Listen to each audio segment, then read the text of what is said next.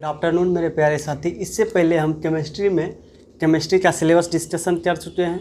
इसका एक वीडियो और आ चुका है पार्ट 1, जिसमें हम बताए थे रासायनिक अभिक्रिया क्या है, रासायनिक अभिक्रिया का क्या विशेषता है। अब हम इसमें समझेंगे रासायनिक समीकरण। हम इसमें यह भी समझेंगे रासायनिक अभिक्रिया के प्रकार, लेकिन उससे पहले हमको लगता है कि रासायनिक समीकरण समझाना ज़्यादा इम्पोर्टेंट हो जाता है। तो चलिए देखते हैं रासायनिक समीकरण क्या होता है। रासायनिक अभिक्रिया क्या था कि रासायनिक परिवर्तन, यानी उसमें नया पदार्थ बन रहा था, उसको भाषा के रूप में लिखना बहुत लंबा हो जाता है। तो हम क्या करते थे, उसको एक छोटा सा अभिक्रिया के रूप में इस तरह लिख देते थे। तो ये जो है हम छोटे रूप में जो इसको लिख रहे हैं, यही मेरा रासायनिक समीकरण है। यानी रासायनिक समीकरण क्या है? रासायनिक अभिक्रिया में भाग लेने वाले पदार्थ, यानी उसको हम सब अभिकारक कहते हैं। पिछले वीडियो में हम बताए थे रासायनिक अभिक्रिया में भाग लेने वाले पदार्थ को अभिकारक कहते हैं। यानी रासायनिक अभिक्रिया में वह पदार्थ जो भाग ले रहा है, यानी अभिकारक। और प्रतिफल, इसको जो उसका संकेत, जैसे बेरियम का संकेत क्या है? Ba है। और बेरियम क्लोराइड का सूत्र क्या है?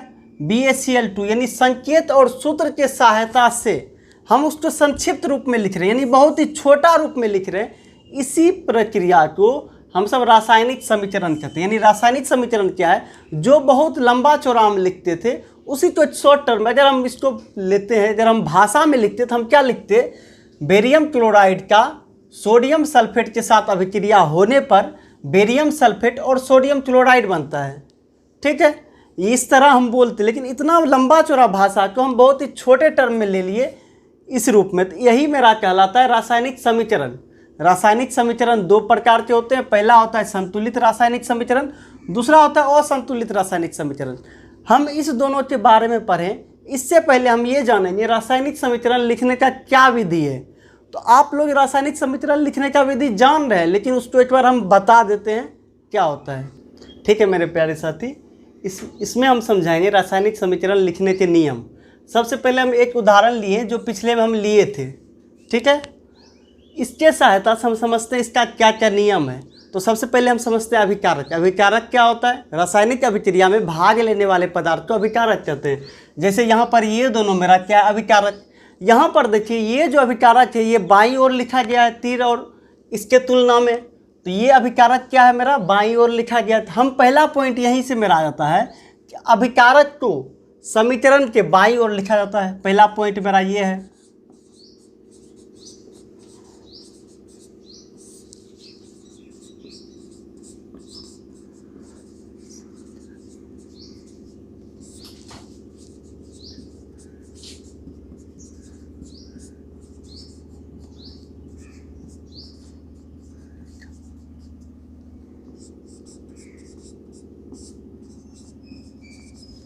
ठीक है,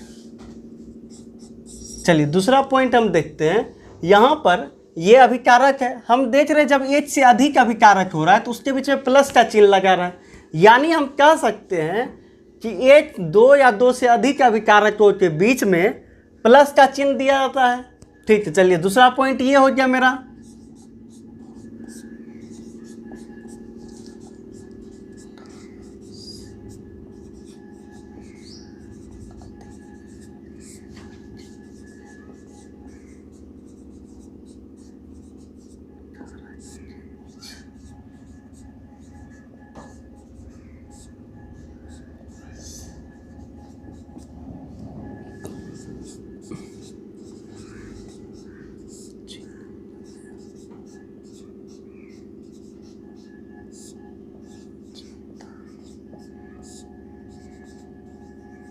ठीक है, चलिए तीसरा पॉइंट हम क्या देखते हैं?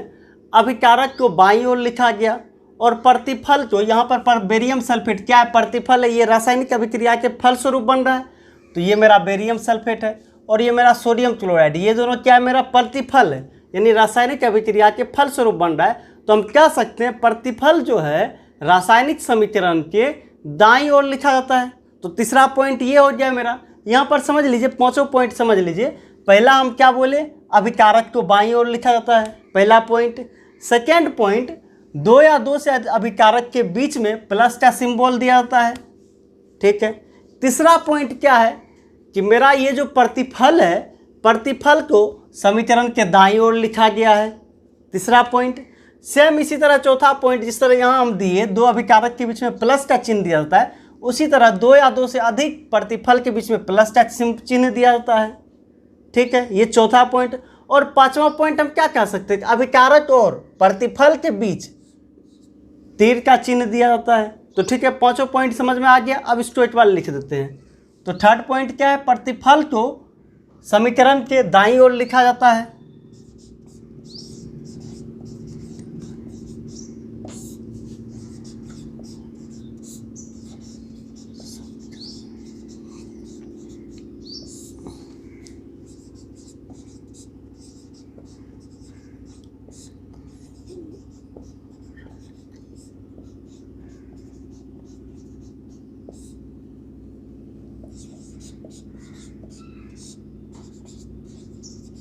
पांचवा पॉइंट इसी तरह हो गया कि दो या दो से अधिक प्रतिफल के बीच में प्लस का चिन्ह दिया जाता है। ठीक है, चलिए चौथा पॉइंट मेरा ये हो गया।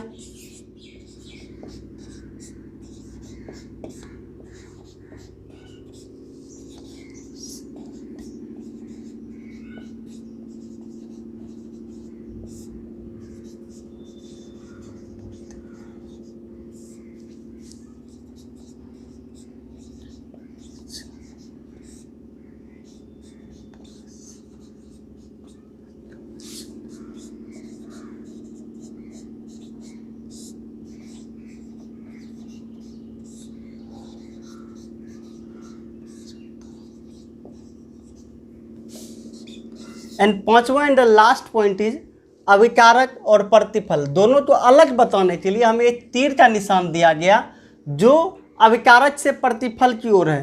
ये लास्ट पॉइंट हो गया पांचवा पॉइंट कि अभिकारक और प्रतिफल के बीच में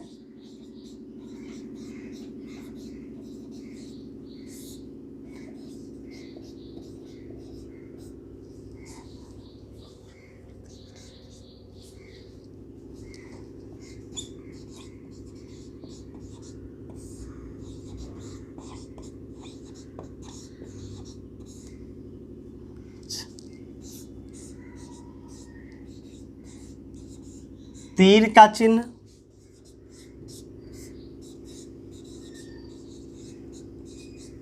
लगाया गया।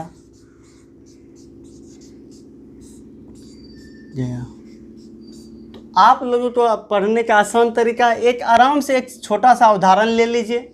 उदाहरण लेके इसके सहायता से आप लिखने का नियम अगर एग्जाम में पूछा तो आप इस तरह से लिख सकते हैं। जिस तरह यहाँ पे ये दोनों अभिकारक है जो बाईं ओर लिखा गया। फर्स्ट पॉइंट इज अभिकारक को समीकरण के बाईं ओर लिखा जाता है।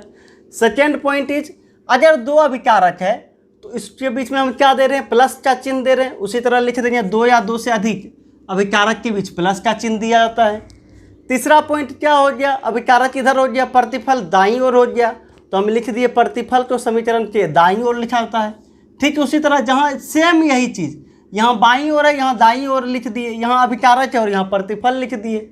सेम यही दूसरा पॉइंट और चौथा पॉइंट समान है, दो या दो से अधिक, दो या दो से अधिक, यहाँ अभिकारक है हम अभिकारक की जगह प्रतिफल लिख दिए और के बीच प्लस का चिन्ह लगाया जाता है। And the last point is अभिकारक और प्रतिफल के बीच में तीर का चिन्ह लगाया जाता है। हो सकता है आपको एग्जाम में ये याद ना हो या कोई और याद ना हो, तो आप इस तरह भी सोच सकते हैं कि ए प्लस बी क्या है, एक अभिकारक है और ये समीकरण रासायनिक अभिक्रिया हुआ, फिर C+D बन गया।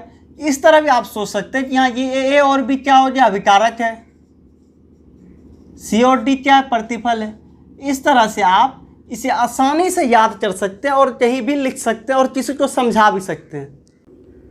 इससे पहले हम सब रासायनिक समीकरण पढ़े, रासायनिक समीकरण को लिखने का विधि पढ़े। अब हम समझते हैं, हम बताए थे रासायनिक समीकरण दो प्रकार के होते हैं। पहला होता है संतुलित रासायनिक समीकरण, दूसरा होता है असंतुलित रासायनिक समीकरण।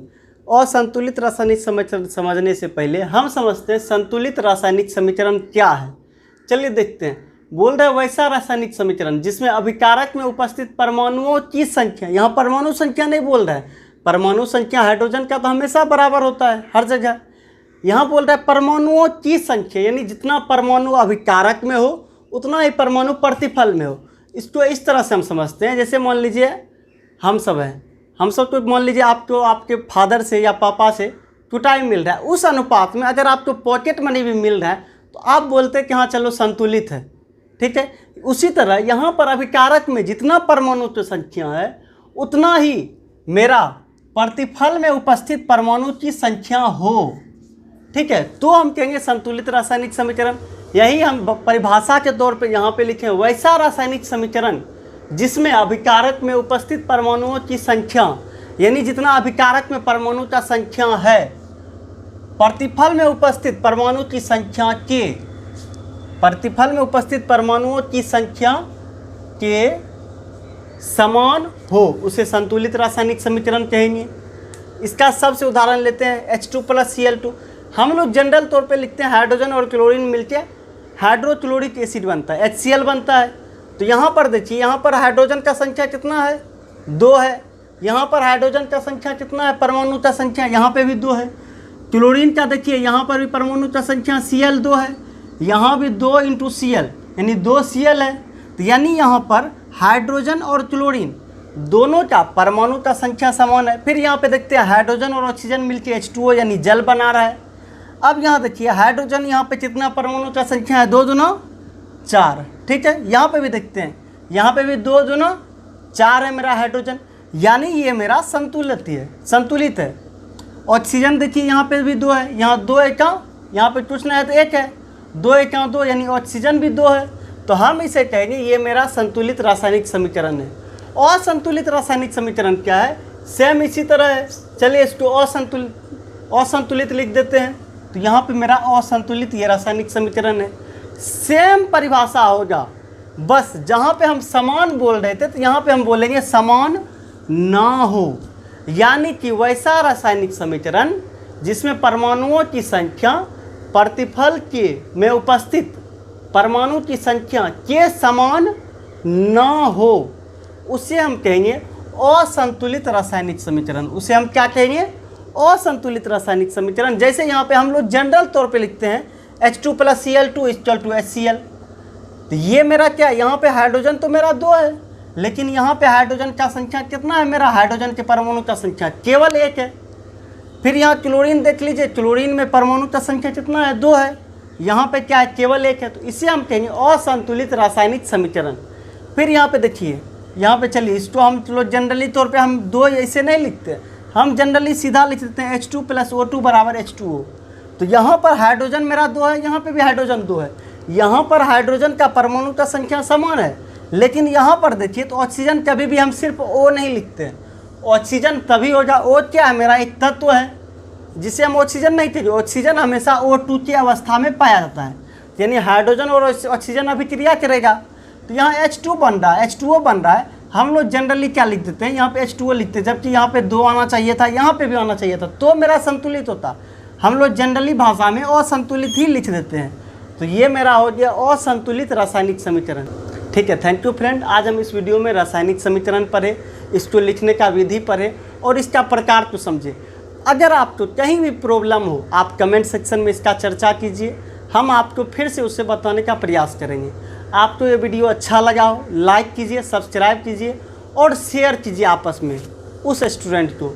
हम लोग इतना मेहनत कर रहे हैं और व्यू बहुत कम आ रहा है, आप इसमें थोड़ा सा, हम मेहनत कर रहे हैं साथ साथ आप भी मेहनत कीजिए, तभी तो ये संतुलित होगा, नहीं तो असंतुलित हो जा रहा है। हम मेहनत कर रहे हैं, आप नहीं कर रहे हैं। तो अभिकारक और प्रतिफल में परमाणु का संख्या समान होना चाहिए। मेरा परमाणु का संख्या बढ़ रहा है, आप लोगों का घट रहा है।